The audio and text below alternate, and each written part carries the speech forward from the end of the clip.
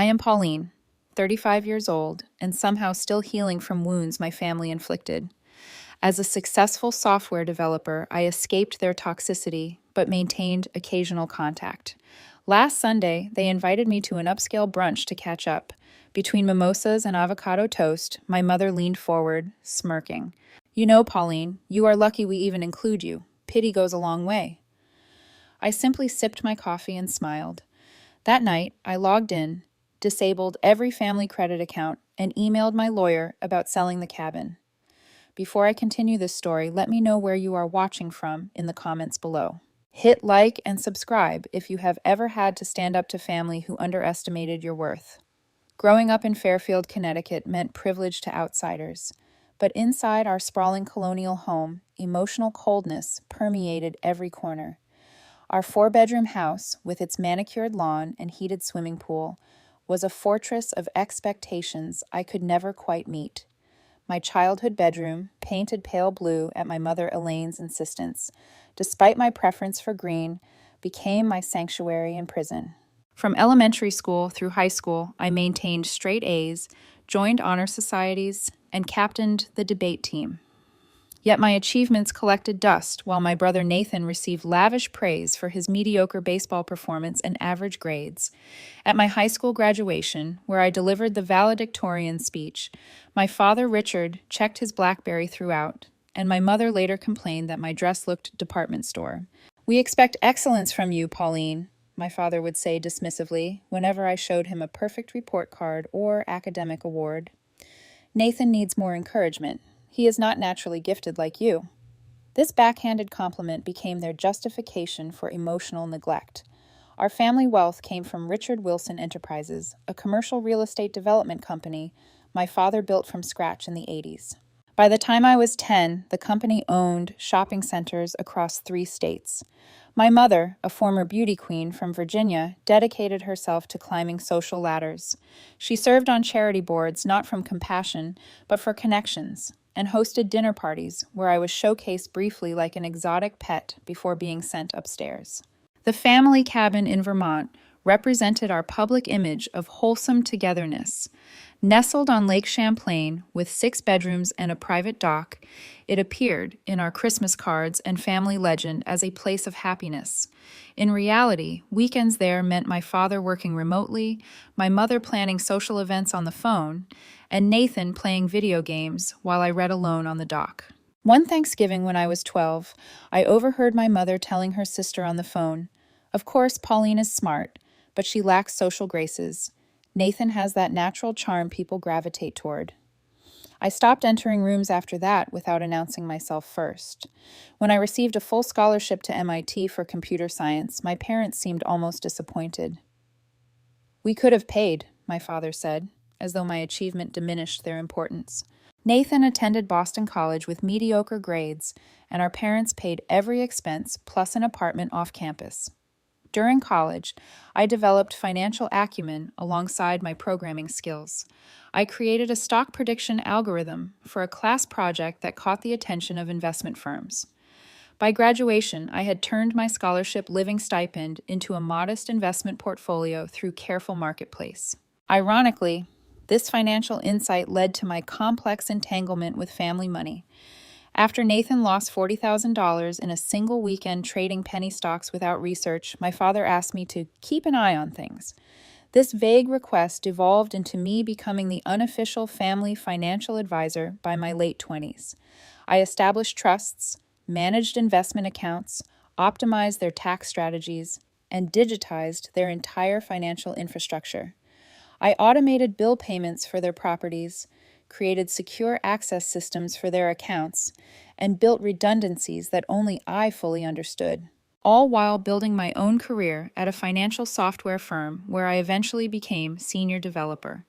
My own apartment in Cambridge remained deliberately modest, despite my growing personal wealth. A 2-bedroom condo with industrial-style furnishings and walls lined with books became my true home. There, friends like Sophia and Jordan, who knew my real self, would gather for wine nights and honest conversations. In this chosen family, I found genuine connections my biological family never provided, yet I maintained contact with my parents and brother out of some stubborn hope that eventually they would see me, really see me. Each birthday dinner, holiday gathering, and family event reopened wounds that never fully healed. I kept returning, managing their money, offering expertise they simultaneously relied on and dismissed. Pauline has her little computer job, my mother would tell her friends at charity galas where I occasionally appeared. We are so proud she found something that suits her analytical mind. She would pat my hand while delivering these diminishing comments, making any objections seem oversensitive. My father maintained emotional distance through work obsession. His rare direct communications came through texts asking for financial guidance or help with technological issues. Nathan, following the path cleared for him, joined our father in business despite lacking aptitude. His position as Vice President of Development existed in title only while junior employees handled his responsibilities. The irony never escaped me that despite being treated as insignificant, I controlled the digital infrastructure of their financial lives. Every password, every account access point, every automatic payment flowed through systems I created and maintained. They required my expertise while pretending it was trivial. This contradiction created an unsustainable tension that had been building for years before that fateful brunch. The invitation came through text message on a Wednesday afternoon while I was debugging code at work. Family brunch, Sunday at Maison Bleu, 11 Hontuak a.m. Your presence expected. No, please.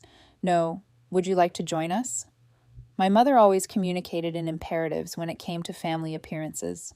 What she did not know was that I had recently discovered concerning transactions while performing routine maintenance on the family accounts.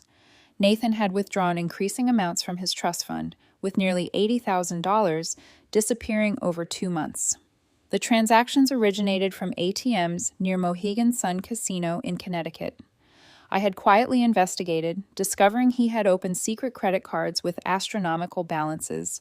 His gambling addiction explained his recent jittery behavior and constant requests for temporary loans from our parents. They remained oblivious, attributing his cash request to his recent divorce settlement with his ex-wife, Vanessa. This discovery put me in an uncomfortable position. Revealing his addiction would cause family chaos, yet concealing it made me complicit. Additionally, my parents had recently decided to renovate the Vermont cabin without consulting me, despite my part ownership inherited from my grandmother. The renovation plans eliminated the library she had specifically designated for me in her will. These tensions simmered as I reluctantly agreed to brunch. Saturday night before the meeting, I prepared myself meticulously. I selected a charcoal gray sheath dress, conservative yet expensive enough to withstand my mother's scrutiny. I rehearsed neutral topics of conversation and set mental boundaries about what information I would share about my personal life. Sunday morning arrived with spring sunshine that belied my internal weather. I drove my modest Audi to Maison Bleu, an overpriced French bistro my mother selected for its visibility among her social circle. The restaurant occupied prime real estate in Boston's Back Bay with expansive windows, allowing patrons to see and be seen. I arrived precisely on time to find my family already seated. My father looked distinguished in his tailored navy suit, silver hair perfectly coiffed. My mother wore her signature pearls with an ivory linen dress, her blonde highlights freshly done. Nathan appeared haggard, despite his expensive clothes, with shadows under his eyes and a slight tremor in his hands as he checked his phone constantly. "Pauline, darling, 15 minutes early is on time," my mother said as I sat down. Though I was exactly on time, this passive-aggressive greeting set the tone.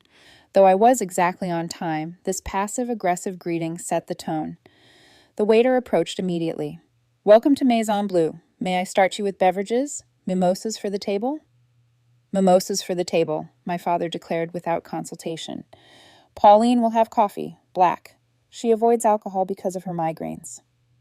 This was untrue. I avoided alcohol around them because I needed full faculties to navigate their dynamics. "Actually, I will have a sparkling water with lemon and coffee," I corrected quietly. My mother sighed dramatically. Always the difficult one. Around us, other families engaged in genuine conversation. A father at the next table listened attentively to his teenage daughter. An elderly couple held hands across their table.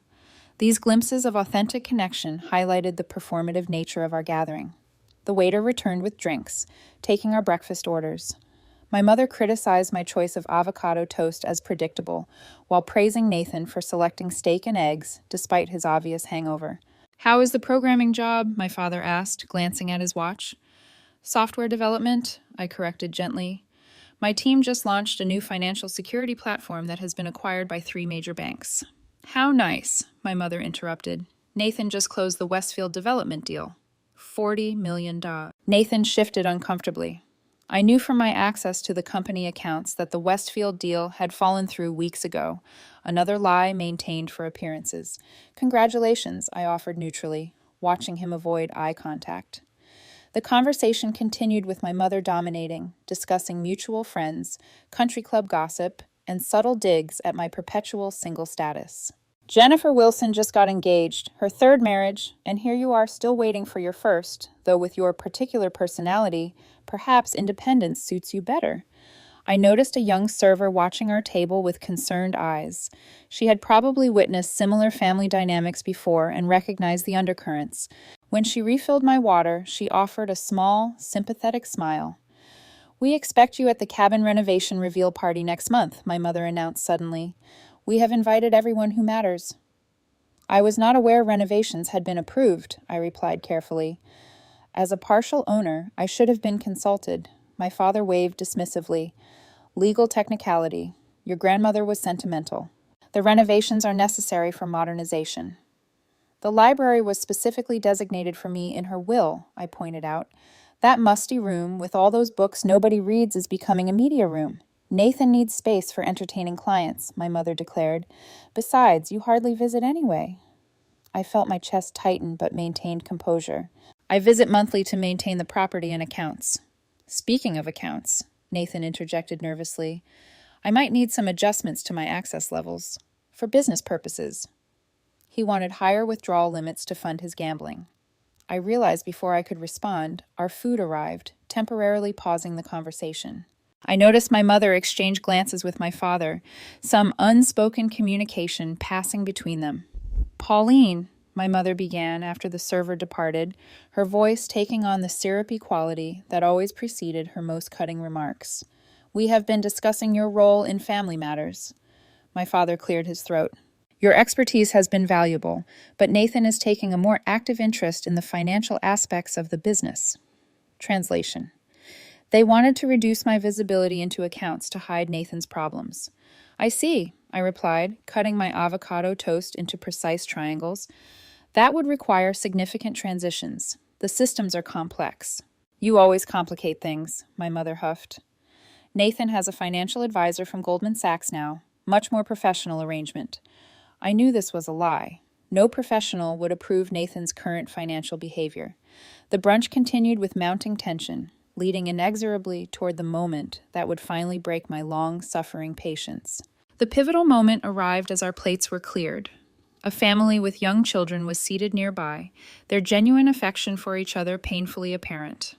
The father helped his daughter cut her pancakes while the mother listened intently to their son's animated story. My mother noticed my observation. "Some people are naturally suited for family life," she remarked pointedly. "It requires a certain warmth and flexibility." I sipped my now lukewarm coffee, saying nothing. "We are meeting with the interior designer for the cabin renovations on Tuesday," my father announced, checking emails on his phone. "The contractor estimates completion by July." "I would prefer if my designated space remained intact," I said quietly but firmly. "Grandmother Elise specifically wanted me to have that library." Nathan snorted. "You and those books. We need space people will actually use." "I use it," I countered. "I work remotely from there when maintaining the family accounts." "About those accounts," my mother interjected, "we feel it would be best if you transferred everything to Nathan's new financial team. It is inappropriate for you to have such access to family matters when you are so removed from our daily lives." The insinuation was clear. After years of managing their financial affairs without compensation or appreciation, I was being pushed aside because I might discover Nathan's gambling problem or object to their renovation plans. "Is my involvement in family finances causing problems?" I asked directly. My father finally looked up from his phone. We simply think clearer boundaries would benefit everyone. Your technical skills were useful during the digital transition, but professional management makes more sense now. Professional management, I repeated, through Nathan's connection. My brother shifted uncomfortably. My guy is top tier, Harvard Business School. A blatant lie. I maintained my composure, though internally my thoughts raced. They wanted to remove my access because I knew too much, not because they had better options. Well, I said carefully, transferring the systems would require significant documentation. The security protocols are intricate. You always make everything so complicated, my mother sighed dramatically. This is exactly why family gatherings are so tense. Your constant need to assert control. I do not need to assert control, I replied. I design the systems you all rely on. Transitioning requires proper procedures. My mother placed her napkin on the table and delivered the line that would change everything. Leaning forward with a smirk playing at her lips, she said, You know, Pauline, you are lucky we even include you in family matters at all. Pity goes a long way. Most people would have given up trying to integrate someone so difficult. The restaurant seemed to fall silent around us, though objectively the ambient noise continued. My father continued scrolling on his phone, tacitly approving her statement through his silence. Nathan gave an uncomfortable laugh, glancing around as if concerned someone might have overheard. In that moment, memories cascaded through my mind. My 8th birthday, when they forgot to invite my friends. High school graduation, when my achievements were minimized. College move-in day, when they dropped me off early to attend Nathan's baseball game. Year after year of subtle and overt messages that I was an obligation, not a beloved family member. Externally, I remained calm. I slowly placed my coffee cup on its saucer, feeling the cool ceramic against my fingertips. I straightened my napkin precisely on my lap. When I finally looked up, I smiled. Thank you for your honesty, Mother, I said, my voice steady. Despite the earthquake happening within me, she seemed momentarily disoriented by my calm response. She had expected tears, or anger, or defensive arguments. My composed acknowledgement left her without a follow-up script. Well, she finally said, I am simply being truthful. Family harmony requires accepting one's place. Indeed it does, I agreed, maintaining eye contact until she looked away first. The remainder of brunch proceeded with tense small talk. My father discussed stock market trends without recognizing the irony that his knowledge came from reports I had prepared. Nathan checked his phone repeatedly, likely monitoring sports betting odds. My mother commented on the attire of other patrons, finding flaws in everyone. I observed them as if from a great distance. The subtle family dynamics were so clear now.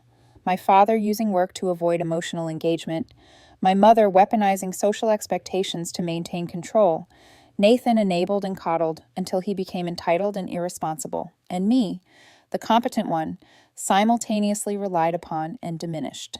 The couple at the next table paid their bill and departed, the husband helping his wife with her coat in a gesture of genuine care. The contrast with my own family was stark and painful. What would it be like to be valued simply for existing, not for what services I could provide? When the check arrived, my father handed over his platinum card without glancing at the total. This card was connected to accounts I had established and maintained. The irony was not lost on me. We expect you Tuesday for the design meeting, my mother stated as we prepared to leave. Not a request, but a command. I will check my schedule, I replied noncommittally. Your work can surely spare you for family priorities, she pressed. I smiled again, the decision crystallizing within me. Family priorities? Yes, those are important to consider. We exited the restaurant together, maintaining the appearance of a unified family. My father immediately took a business call. My mother air-kissed my cheek without making contact. Nathan asked if he could borrow $5,000 until Friday, confirming my suspicions about his gambling debts. I will see what I can do, I replied, knowing already what my answer would be. As I walked to my car alone, the spring sunshine felt different somehow. The weight I had carried for decades pressed down unbearably, but beneath it, a small seed of resolve had taken root. My mother's cruel words echoed, but now they felt like permission rather than punishment. If pity was the only reason for my inclusion, then perhaps it was time to remove myself from the equation entirely.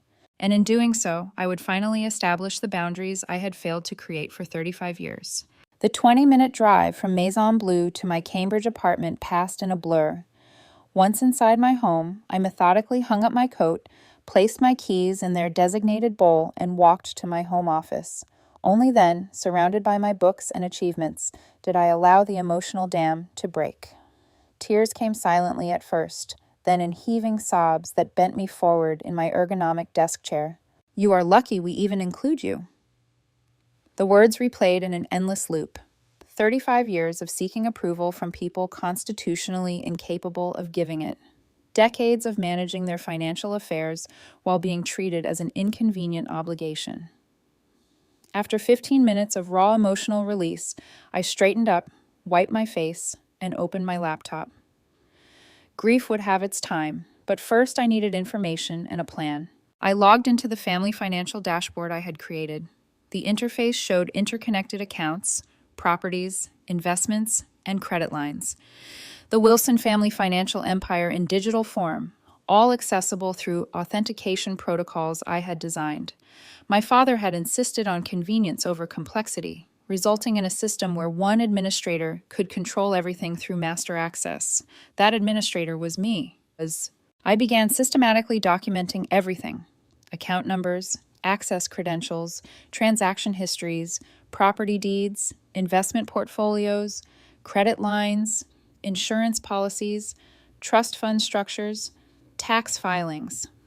I created secure offline backups of all data, knowing that evidence might be necessary later.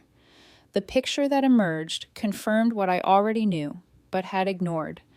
Nathan had withdrawn over $200,000 in the past year from various accounts, most in cash transactions near casinos. My parents had spent nearly $1 million on luxury expenses while complaining about charitable donations I had automated from their accounts. The Vermont cabin renovations had been contracted for $800,000 without proper permits or notification to me as partial owner. The library my grandmother had legally designated for me was scheduled for demolition next week. I opened a secure document and began outlining my options. As I cataloged the financial systems I controlled, the legal rights I possessed, and the leverage available to me, a plan formed with crystalline clarity. For once, the very qualities my family dismissed as difficult would serve me well: my attention to detail, my technical knowledge, and my methodical approach to problem solving. First, I would need legal counsel. I contacted Jordan, my closest friend, who happened to be a corporate attorney. "I need a referral for someone specializing in family financial disputes and property rights," I explained after briefly summarizing the situation. "Vanessa Hargrove," Jordan replied without hesitation. "She handled my sister's complex divorce. Brilliant, ethical, and absolutely fearless. I'll text you her contact information." Next, I made a comprehensive list of all family accounts requiring immediate attention. 1. 4 primary credit cards used by my parents.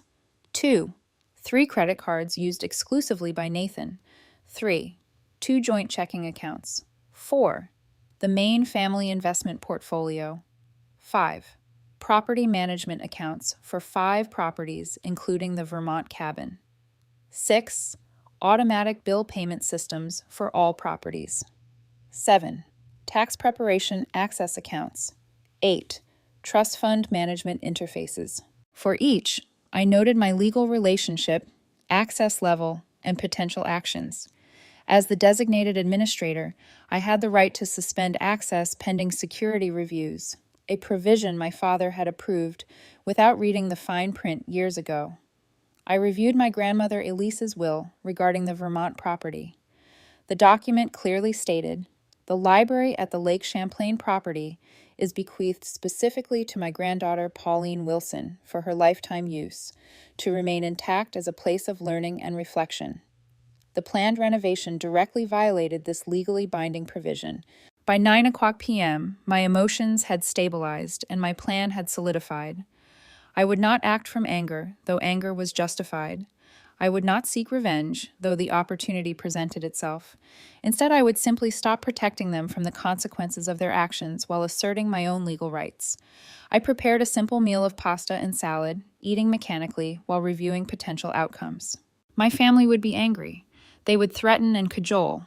They might even temporarily seem remorseful. But decades of patterns predicted they would never genuinely acknowledge their behavior or truly change. After dinner, I called Vanessa Hargrove's office and left a detailed message. Then I wrote emails to my supervisor requesting 2 personal days and to my therapist asking for an emergency session. Self-care would be essential during this transition. At precisely 11 p.m., I began executing the first phase of my plan. I logged into the master financial dashboard with my administrator credentials. First, I disabled automatic payments on all family credit cards, leaving them active but removing the safety net that prevented late fees. Then I changed the security protocols on the investment accounts to require dual authentication, effectively freezing access until new protocols were established. For the family checking accounts, I left them operational but removed the overdraft protection I had established. Nathan's secret credit cards, obtained through his connection to family accounts, would be the first to feel the effect when his automatic payments failed. Finally, I composed an email to the family attorney regarding the Vermont cabin renovation. Dear Mr. Steinberg, I am writing regarding the planned renovation of the family property at Lake Champlain, Vermont. As you are aware, I am partial owner of this property with specific provisions regarding the library, as established in Elise Wilson's will, attached. I have not approved the current renovation plans, which include demolition of this space. Please advise the contractors that work must cease immediately pending legal review. I have copied the relevant county permitting office to ensure compliance. I have retained separate counsel in this matter. Please direct future communications to Vanessa Hargrove at Hamilton Legal Partners. Regards, Pauline Wilson. I sent the email with supporting documentation attached, copying the contractor's permitting office and Vanessa Hargrove's office. As midnight approached, I completed the final step. I composed a brief factual email to my parents and brother. I am stepping back from management of family financial affairs effective immediately. Security protocols have been updated to protect accounts during this transition. I have also addressed the legal issues regarding the Vermont property renovation through appropriate channels. I will be unavailable for direct communication for the foreseeable future as I reassess my relationship with this family. Pauline. I clicked send, then systematically logged out of all accounts. I turned off my phone knowing the notifications would begin soon. For the first time in years, I felt the weight of family obligation lift from my shoulders. In its place was not vindication or triumph, but something quieter and more profound, the beginning of freedom. The next morning, I awakened before my alarm, feeling strangely lighter. Despite the confrontation looming ahead, I performed my usual routine with deliberate mindfulness, treating each action as a small act of self-care. Brewing coffee, stretching, 5 minutes of meditation, simple acts that grounded me in my own life rather than in family drama. At 8 a.m., I powered on my phone to find 17 missed calls, 23 text messages, and 9 voicemails. I ignored them all, instead calling Vanessa Hargrove's office. Her assistant had already scheduled an emergency consultation for 9:30. I will need all documentation regarding property ownership, financial systems, access agreements, and any written communications about the renovation, the assistant advised. Already compiled, I assured her, having spent the early morning hours organizing digital files. Before leaving for the appointment, I took additional security measures. I changed all my personal passwords, removed family members from my emergency contacts, and activated enhanced security on my personal accounts. I also withdrew $4,000 in cash from my personal savings, knowing that financial warfare might escalate quickly. Vanessa Hargrove's office occupied the 14th floor of a sleek downtown building. The attorney herself projected composed confidence. Her gray suit was impeccably tailored, her handshake firm. "Jordan speaks highly of you," she said, gesturing me to a seat. "He mentioned this involves complex family financial entanglements and property disputes." For the next hour, I outlined the situation with clinical precision, providing documentation for each claim. Vanessa asked incisive questions, taking meticulous notes. Based on these documents, your position is legally sound, she concluded. The cabin library provision is explicitly protected in the will. Your administrator access to financial systems was formally granted by your father. The question now is what outcome you desire. I want 3 things, I replied. First, protection of my legal rights regarding the Vermont property. Second, complete separation from family financial management without becoming their scapegoat. Third, immunity from any potential accusations of financial impropriety, as I expect them to blame me for Nathan's gambling losses once they become apparent. Vanessa nodded. Reasonable objectives. I recommend immediate legal notices regarding the property renovation, formal documentation of your resignation as financial administrator with a comprehensive accounting of the current state of affairs, and preemptive documentation regarding Nathan's unauthorized withdrawals to protect you from false accusations. How quickly can we proceed? I asked. I will have preliminary documents ready this afternoon. The property injunction takes priority since construction is imminent. After leaving Vanessa's office, I proceeded to my bank, where I opened a new account at a different institution than my family used. I transferred the majority of my personal funds, leaving only minimal balances in accounts that could potentially be linked to family finances. By noon, my phone had accumulated 30 additional missed calls. I listened to one voicemail from my father. "What the hell do you think you are doing? Fix this immediately. Your behavior is unacceptable." His voice held the familiar tone of someone who expected immediate compliance. For the first time, I felt immune to its effect. At 1:00 p.m., I met with my therapist, Dr. Caroline Reed, who had accommodated my emergency request. "This represents a significant boundary establishment," she observed, after I recounted recent events. "How are you managing the emotional aftermath?" "Vacillating between relief and guilt," I admitted. "Intellectually, I know this is necessary self-protection. Emotionally, decades of conditioning are hard to overcome. The guilt is a programmed response." Dr. Reed reminded me, "Your family installed those buttons precisely to prevent this kind of self-advocacy." I spent the afternoon working with Vanessa's team, signing affidavits and reviewing legal notices. By 5:00 p.m., the following actions had been taken. 1. Emergency injunction filed against the Vermont cabin renovations, based on will provisions. 2. Formal resignation as family financial administrator with complete documentation of account statuses. 3. Certified letters prepared for all financial institutions documenting the change in authority. 4. Evidence of Nathan's gambling withdrawals placed in secure legal hold. 5. Security company contracted to change locks on my apartment and install enhanced surveillance. "What should I expect next?" I asked Vanessa as we concluded our session. "Escalation, then negotiation," she replied matter-of-factly. "They will first attempt to intimidate you into reversing course. When that fails, they will offer concessions to regain control.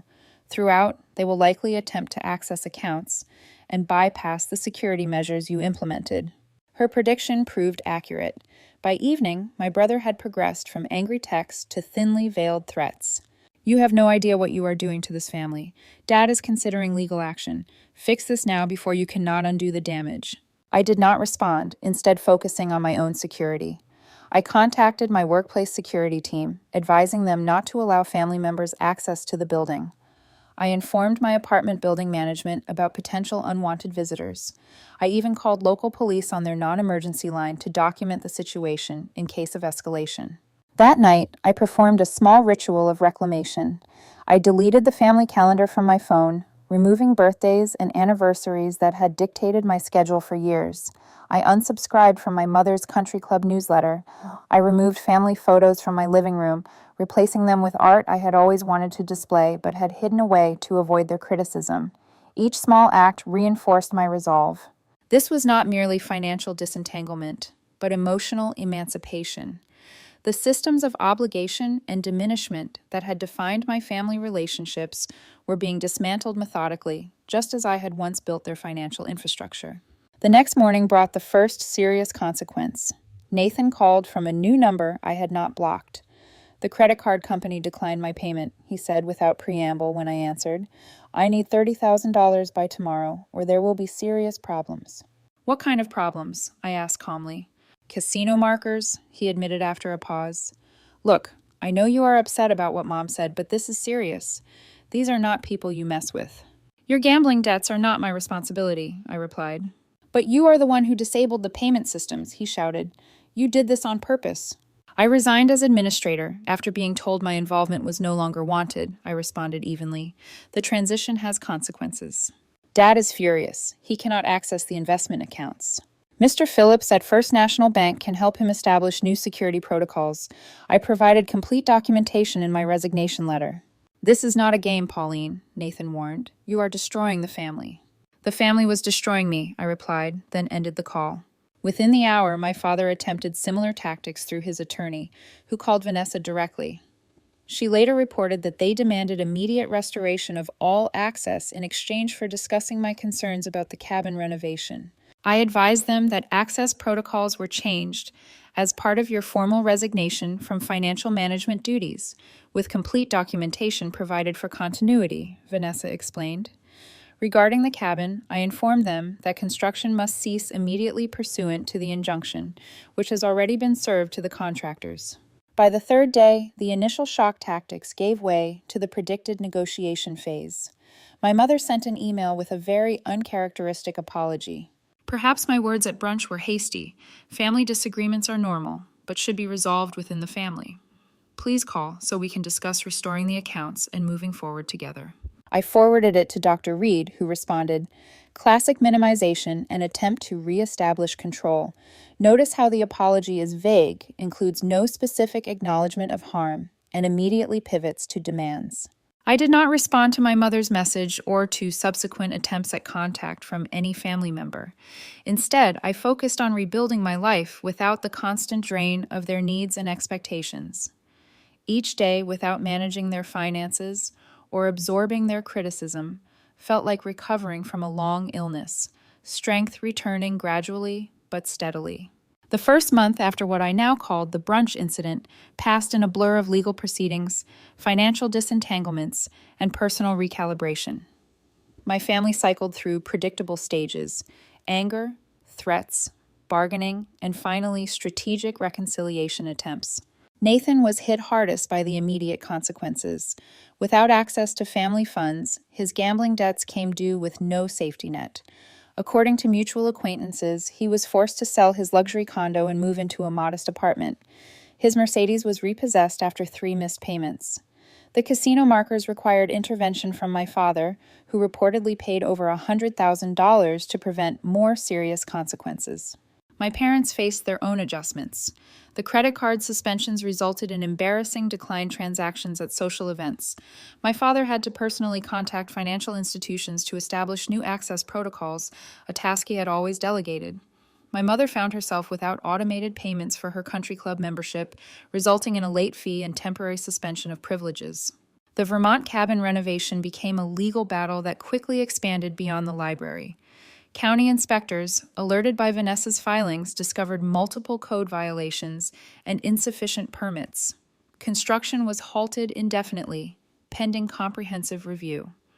My parents faced potential fines for proceeding without proper approvals. Through all this, I maintained strict communication boundaries. All contact went through Vanessa, who provided me with weekly summaries rather than forwarding every message. I changed my personal email and phone number, sharing the new contact information only with trusted friends and colleagues. My professional life flourished in the absence of family demands. Freed from constant interruptions for tech support and financial management, I completed a major project ahead of schedule, earning recognition from senior management.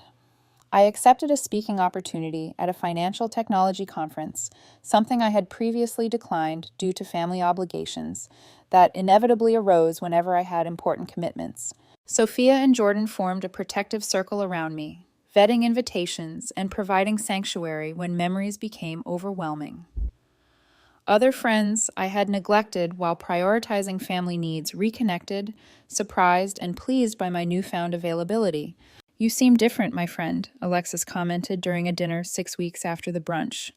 More present somehow. I am learning to exist without constant vigilance, I explained, without anticipating criticism or demands. Around the 2-month mark, my brother escalated his attempts to reach me. He appeared at my workplace, but security had been briefed and denied him entry. He left handwritten notes at my old apartment, which the property manager forwarded to me. The messages grew increasingly desperate as his financial situation deteriorated. Please help me. I know I have a problem. I need your expertise to fix this mess. One note read, for the first time, he acknowledged his gambling addiction, though primarily as leverage to regain my assistance. My parents adopted different strategies. My father attempted to use business connections to pressure me, having colleagues casually mention family concerns during professional interactions.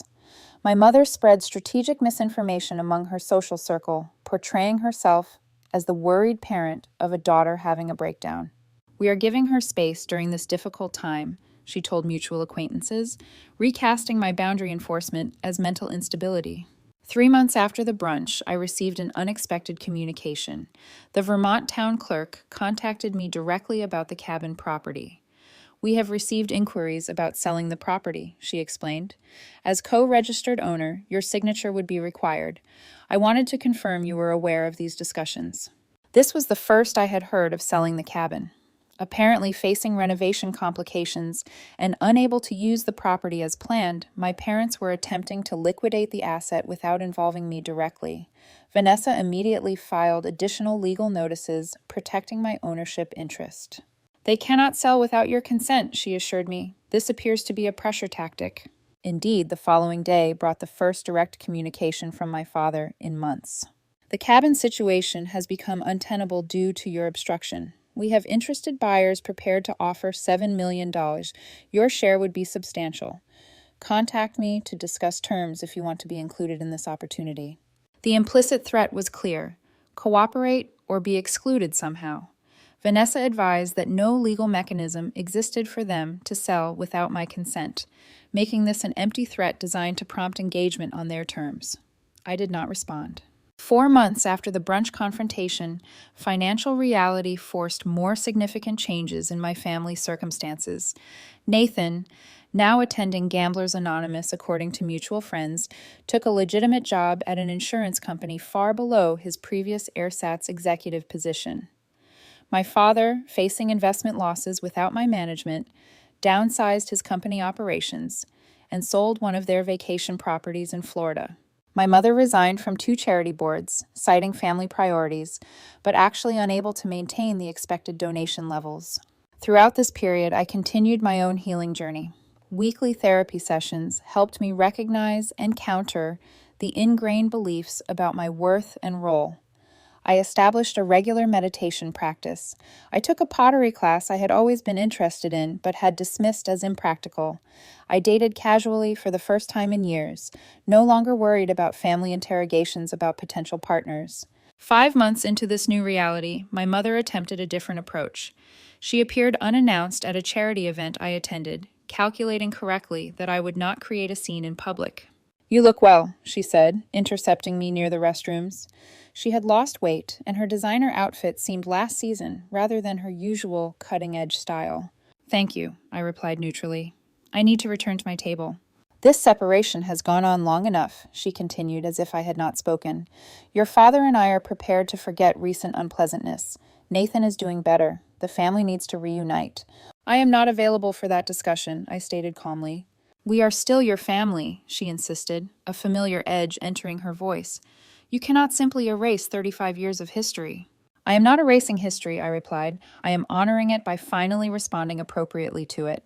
I walked away before she could respond, rejoining my friends at our table. Later, I learned she had left the event immediately after our encounter. The 6th month brought an unexpected development. Nathan contacted Vanessa directly, requesting a mediated meeting without our parents involved. After consultation with Dr. Reed, I cautiously agreed to a short meeting at Vanessa's office with specific parameters established in advance. Nathan arrived looking substantially different than the polished executive image he had previously maintained. His designer clothes were replaced by department store business casual. The expensive watch was gone. Most notably, the entitled confidence had vanished from his demeanor. Thank you for seeing me, he began, once we were seated in Vanessa's conference room. I know you have no reason to trust anything I say. Why did you request this meeting? I asked directly. He placed a 6-month sobriety chip on the table. Gamblers Anonymous. Not my first attempt at the program, but the first one that is sticking. Congratulations, I said sincerely. Hitting bottom was necessary, he continued. When you stopped enabling the family, everything collapsed quickly. Dad had to face that his company was over-leveraged. Mom had to confront that her social standing was built on financial quicksand. And I had to admit I was an addict, not just having bad luck. Why tell me this? Because you were right, he said simply. About everything. And none of us would have changed without what you did. I am not asking for money or help or even forgiveness.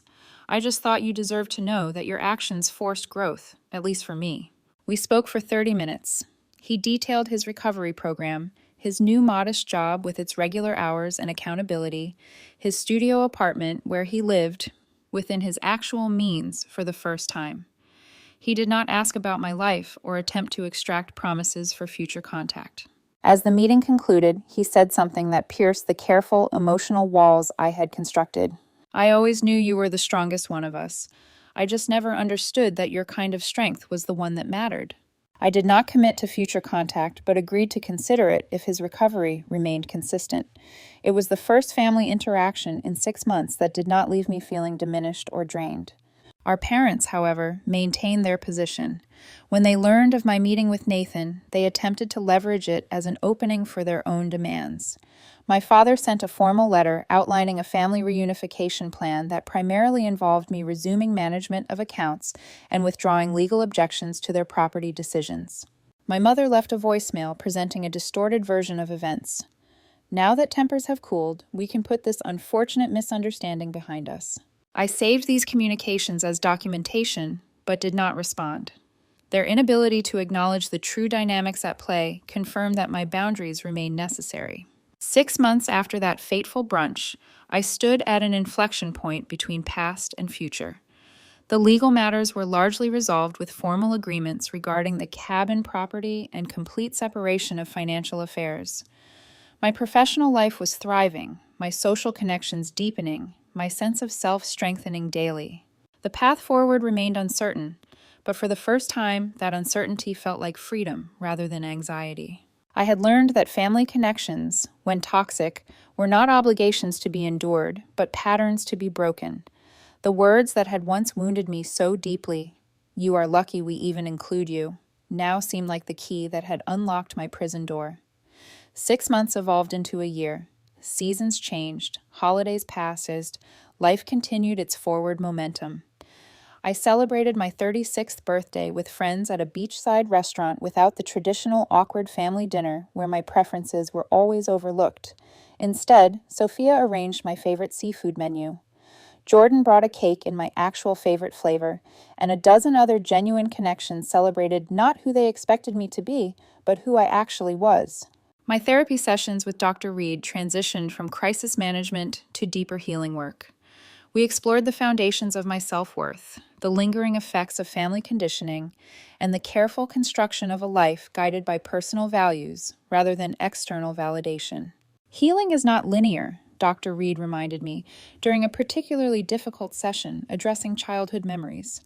There will be days when old patterns feel overwhelming, when the guilt resurfaces, when the longing for family approval returns. Those moments do not represent failure. The professional growth that began with freed attention and energy continued to flourish. I received a significant promotion to Director of Financial Security Systems, leading a team developing next-generation protection protocols. The irony that my family had dismissed these very skills while depending on them was not lost on me. Around the 14-month mark after the brunch incident, I encountered my father unexpectedly. A financial technology conference in Boston brought industry leaders together, including his company, which was presenting on commercial real estate innovation. We came face to face in the exhibition hall, both momentarily frozen in surprise. He had aged visibly. The confident bearing remained, but new lines mapped his face, and his formerly perfect silver hair showed signs of neglect. We regarded each other silently until social convention forced acknowledgement. "Pauline," he said with a nod.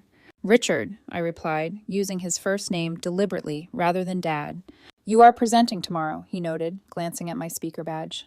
"Yes, panel on financial security infrastructure." An awkward silence stretched between us. decades of unspoken truths creating an unbridgeable chasm in the crowded conference hall. "Your brother is doing better," he finally offered. "1 year sober next month." "I know, we speak occasionally." This clearly surprised him. Nathan had kept our cautious reconciliation private, maintaining his own boundaries with our parents as part of his recovery. "Your mother would like to hear from you," he said, his tone carrying the familiar expectation of compliance. "That would require acknowledgement of past patterns and commitment to different behavior," I replied evenly. He stiffened slightly. "Families disagree, Pauline. Holding grudges serves no purpose." "This is not about grudges. This is about patterns of interaction that are harmful. We provided everything for you," he began, the defensive justification rising automatically. "Material provisions without emotional connection or respect," I countered, "but this is neither the time nor place for that discussion." Another industry colleague approached, greeting me warmly and creating a natural conclusion to our uncomfortable exchange. My father nodded curtly and moved away, his posture communicating the familiar dismissal I had experienced throughout childhood. Yet something had fundamentally changed. His disapproval no longer triggered anxiety or inadequacy. I observed it with the clinical detachment of recognizing an ineffective pattern rather than an authoritative judgment. The Vermont cabin situation resolved through legal channels. Eventually, unable to renovate as planned due to permit issues and my protected interest in the library, my parents ultimately proposed a buyout of my ownership share. After careful consideration and consultation with Vanessa, I agreed to fair market terms that recognized both my inheritance rights and the property's appreciated value. I used part of the proceeds to purchase a small waterfront cottage on a quiet lake in New Hampshire. The property featured a wall of windows overlooking the water and ample built-in bookshelves throughout. It became my weekend sanctuary, the place where I could hear myself think without the echoes of family criticism. My relationship with Nathan evolved gradually through careful, bounded interaction. Our monthly coffee meetings provided space for authentic connection without the distorting presence of our parents. He maintained his sobriety, worked his program faithfully, and slowly rebuilt his life on a foundation of accountability rather than entitlement. "I dream about gambling almost every night," he confessed during one meeting. "My therapist says that is normal, that the neural pathways take years to reform." "What helps when the urges come?" I asked. "Remembering the consequences, not just financial, but who I became when I was using. The lies, the manipulation, the person I do not want to be again." This level of self-awareness represented profound change. While our relationship would never be uncomplicated, it contained growing elements of mutual respect previously absent. My mother proved less capable of evolution.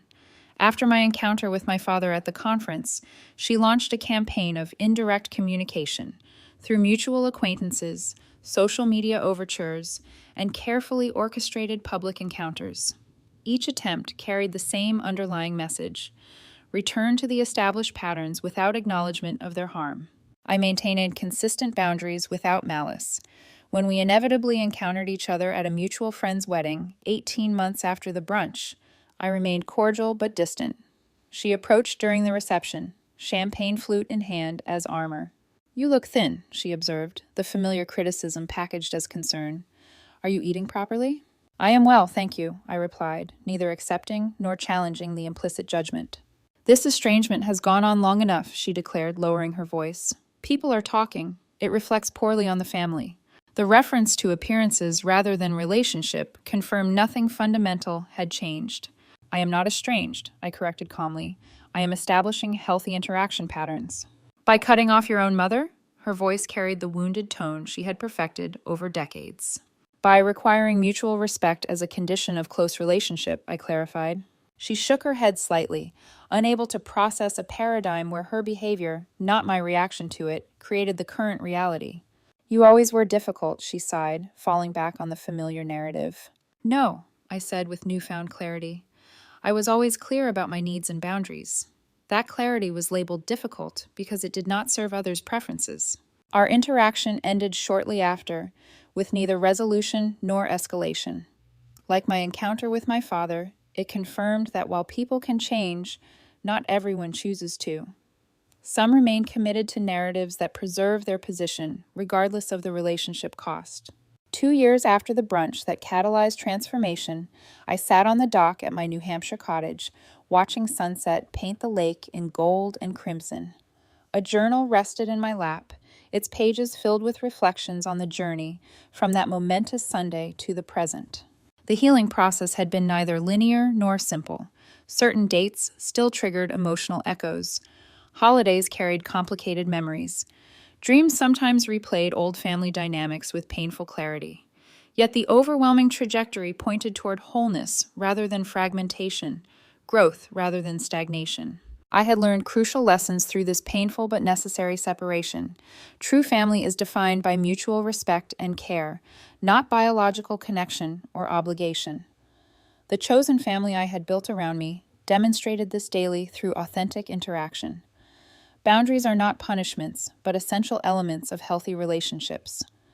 By establishing and maintaining clear expectations about treatment, I had created space for genuine connection where possible and protection where necessary. Financial entanglement often masks emotional manipulation. The appearance of generosity through material provision while withholding emotional support creates toxic dependency. True independence requires both material and emotional autonomy. Healing begins with acknowledging reality, rather than preserving comfortable illusions. By naming the dynamic accurately, "You are lucky we even include you," I had been able to respond appropriately, rather than continuing patterns of diminishment. Most importantly, I had learned that self-worth cannot be externally validated. The approval I had sought for decades could never have fulfilled its promise, because it was conditional on my utility rather than my inherent value. True security came from within, from living authentically aligned with personal values rather than external expectations. As darkness settled over the lake, I closed my journal and watched stars emerge in the clear northern sky. The future remained unwritten. Perhaps continued healing would eventually allow new forms of family relationship based on mutual respect rather than historical patterns. Perhaps some connections would remain necessarily distant for emotional health. Either outcome represented success rather than failure, because both honored authentic needs rather than obligatory roles. The journey from that brunch table to this peaceful evening had been arduous but necessary. The words that once wounded me now seemed like the catalyst for liberation, the moment when denial could no longer sustain itself against obvious truth. In acknowledging that I was included out of pity, my mother had inadvertently released me from seeking inclusion on such harmful terms. Have you ever had to set boundaries with someone you loved, even when it was painful? Have you found your own voice after years of being diminished? The journey to self-worth is rarely easy, but always necessary. Share your story in the comments, and remember to like and subscribe if this resonated with you. Thank you for listening to my journey, and may you find the courage to honor your own truth, whatever that may require.